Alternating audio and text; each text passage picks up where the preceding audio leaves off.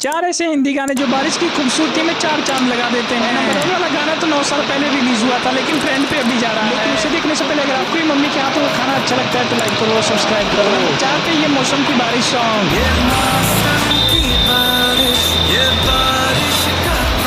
Number 3 tip tip बरसा पानी song.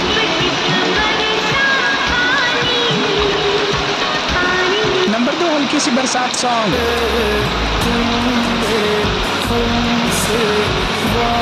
Number 1 पे मैं रहूं या ना रहूं सॉन्ग।